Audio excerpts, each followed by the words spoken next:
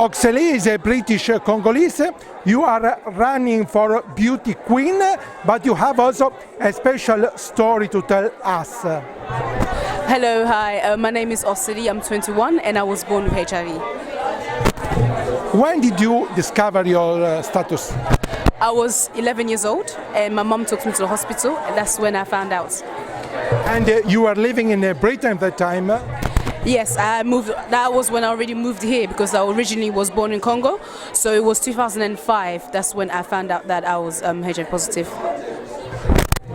What about your mother? Yeah, my mother's coping well in terms of how she's coping. She also found out here as we moved here in the UK. So she wanted to make sure that I was okay, and because the last child she had, was complication, and because she had a bit of complication with her skin as well. So she wanted to make sure, as a loving mother, any mother would do the same thing. She wanted to know, just do some checking to check if I was also positive. But now both of you are well. Of course, absolutely. As you can see, I am absolutely well. It's just a matter of taking your medication every single day, and you're living life just like anyone else. I don't think if I walk down the street, anyone can ever see me like HIV positive. I'm not crippled. I'm not a disease or anything. I look like just like anyone else, and I'm living life just like anyone else. As a teenager, you had to face a lot of stigma or not? I didn't face stigma because no one knew. So that's the thing, no one knew. But the stigma, I would say, maybe I knew about the stigma because of what we were talked about in school and what people were talking about around the Congolese community. But so it wasn't directly to me, but I knew that a stigma actually existed. Yeah. And now, as a candidate for Beauty Queen, you want to defy this stigma?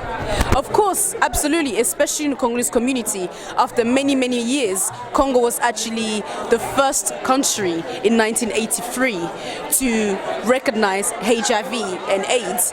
But now, all of the things that we had in the 80s, all the power that we had, all the money, the economy was great. But now the economy is not great. So therefore, it's a lot harder for us to talk about, not just to talk about HIV, but to help those living HIV with medications and access to moral support and emotional support. That is something that we don't have today. And we need not just the Congolese people, but we need the rest of the world to just take an eye in Congo once more.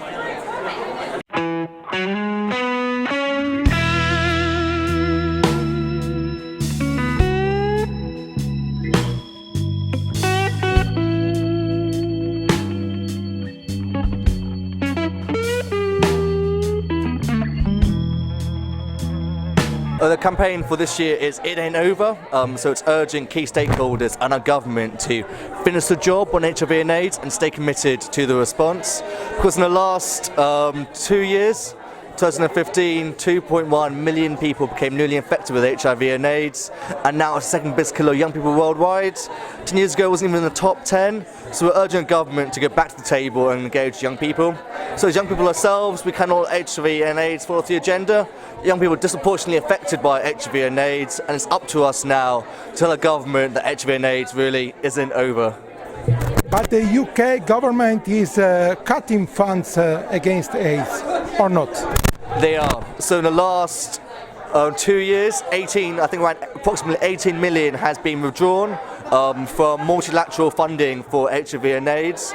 So UNAIDS have identified that there is a $7 billion funding gap each year, up to $7 billion more is needed each year if we are to achieve the 2030 targets of ending AIDS as a public health threat by 2030.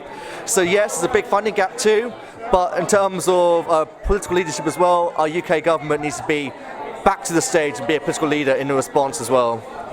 So you want people, especially young people, to send messages, a postcard to their MP?